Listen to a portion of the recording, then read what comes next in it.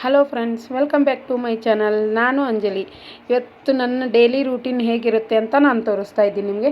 ನೋಡಿ, ನಾನು ಗ್ಯಾಸ್ ಮೇಲೆ ಒಂದು ಕಡೆ ಸಾರು ಇಟ್ಕೊಂಡಿದ್ದೀನಿ. ಸಾರು ಮಾಡಲು ಒಂದು ಕಡೆ ಅಂದರೆ ನಾನು ಡೈಲಿ ಬಿಸಿನೀರು ಕುಡಿತೀನಿ. ಅದಕ್ಕೆ ಒಂದು ಗ್ಲಾಸ್ ಗರಂ ನೀರು ಮಾಡ್ಕೊಂಬಲ್ಲಿ ಇಟ್ಕೊಂಡಿದ್ದೀನಿ.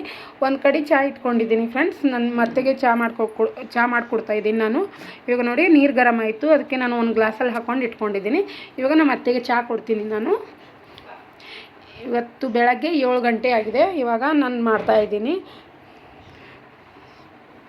ಇವಾಗ ನೋಡಿ, ನಾನು ದಪಾಟಿ ಮಾಡ್ಕೊತಾ ಇದ್ದೀನಿ. ಹಿಟ್ಟು ತೊಗೊಂಡು 3 ಥರ ಹಿಟ್ಟು, ಜೋಳದ ಹಿಟ್ಟು, ಗೋಧಿ ಹಿಟ್ಟು, ಕಡಲೆ ಹಿಟ್ಟು ತೊಗೊಂಡು ಮಿಕ್ಸ್ ಮಾಡಿಕೊಂಡು ಅದಕ್ಕೆ ಸ್ವಲ್ಪ ಅಜ್ವಾನ, ರುಚಿಗೆ ತಕ್ಕಷ್ಟು ಉಪ್ಪು, ಹಸಿ ಖಾರ ಹಾಕ್ಕೊಂಡು ಮಿಕ್ಸ್ ಮಾಡ್ಕೊತಾ ಇದ್ದೀನಿ. ಮಿಕ್ಸ್ ಮಾಡಿಕೊಂಡು ಇವಾಗ ಚೆನ್ನಾಗಿ ಕಲಿಸ್ಕೊತಾ ಇದ್ದೀನಿ. ಆ ಹಸಿ ಖಾರಲ್ಲೇ ನಾನು ಬೆಳ್ಳುಳ್ಳಿ, ಕೊತ್ತಂಬರಿ ಹಾಕಿ ಮಿಕ್ಸಿ ಮಾಡ್ಕೊಂಡಿದ್ದೆ. ನೋಡಿ ಫ್ರೆಂಡ್ಸ್, ಇವಾಗ ನಾನು ದಪಾಟಿ ತಟ್ಕೊಂಡು ತೋರಿಸ್ತೀನಿ. ಗುಲ್ಬರ್ಗ ಸೈಡು ತುಂಬ ಜಾಸ್ತಿ ಮಾಡ್ತಾರೆ. ನಮ್ಮ ಸೈಡು ಗುಲ್ಬರ್ಗ ಸೈಡು ದಪಾಟಿ ತುಂಬ ಜಾಸ್ತಿ ಮಾಡ್ತಾರೆ.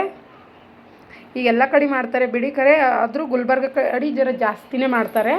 ತುಂಬ ಟೇಸ್ಟ್ ಇರುತ್ತೆ, ಚೆನ್ನಾಗಿರುತ್ತೆ ಫ್ರೆಂಡ್ಸ್. ನೋಡಿ, ನಾನು ಇನ್ನೊಂದು ತಟ್ಕೊಂಡು ತೋರಿಸ್ತಾ ಇದ್ದೀನಿ. ನೋಡಿ, ಈ ಥರ ಆಗಿದೆ. ಇವಾಗ ಸ್ವಲ್ಪ ಮೇಲ್ಗಡೆ ಎಣ್ಣೆ ಹಚ್ಕೋತೀನಿ ನಾನು. ಎಣ್ಣೆ ಹಚ್ಚಿಬಿಟ್ಟು ನೋಡಿ, ರೆಡಿಯಾಗಿದೆ ದಪಾಟಿ. ನಾನು ಇನ್ನೊಂದು ಮಾಡ್ಕೊಂಡು ತೋರಿಸ್ತಾ ಇದ್ದೀನಿ.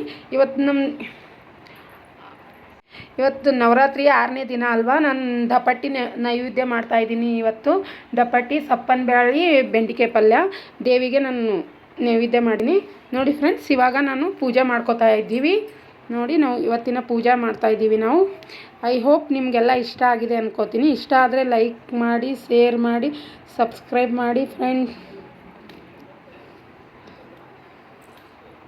Thank you.